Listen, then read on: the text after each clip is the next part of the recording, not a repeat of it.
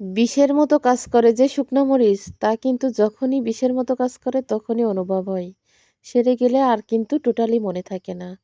বিকাল থেকে এত পরিমাণে বুক জ্বলতিছে, তো আর মনে হচ্ছে আর কখনো শুকনা মরিচ খাবোই না।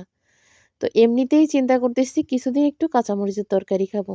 তা আমার ছেলেদের যে পছন্দ, তা রান্না করতে গেলে কিন্তু আমার বাধ্য হয়ে শুকনা মরিচ খেতে হয়। কারণ ওরা হচ্ছে ভুনা, গোশ ওদের পছন্দ হচ্ছে এইগুলো। তো এই খাওয়ার সময় ক্যাও, ক্যাও করবে, এই খাবো না, ওই খাবো না।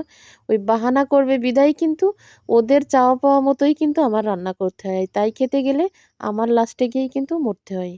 তো এই কথা যখনই আমার মানে বোনরা শুনবে তখনই কিন্তু আমারে ওরাই বকাঝকা দেবে। কারণ আমি এই যে ঝাল খাওয়া হয়, শুকনো মরিচ মানে বেশি খাওয়া হয়, এটা নিয়ে কিন্তু ওরা সবসময় আমারে বেশি কথা বলে যে আমি কেন খাই? আসলে বলে তো ওরা আমার ভালোর জন্য।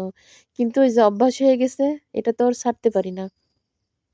তো চিন্তা করছি যে ২-৩ দিন কাঁচামরিচের তরকারি খাবো শুধু। তো এখানে দেখেন কাঁচামরিচগুলা কত সুন্দর লাগতেছে। সাদা পেঁয়াজ আর কালো, কালো কাঁচামরিচ। বেশ ভালোই লাগতেছে কিন্তু, তাই না?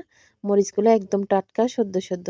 তো এখানে আমি প্রায় ৭টা-৮ টার মতো পেঁয়াজ দিয়ে আর হচ্ছে কাঁচামরিচ দিয়ে, একটা রসুন দিছি। দিয়ে কিন্তু সুন্দর করে হাতে ডলে কিন্তু একদম নরম করে ফেলিছি।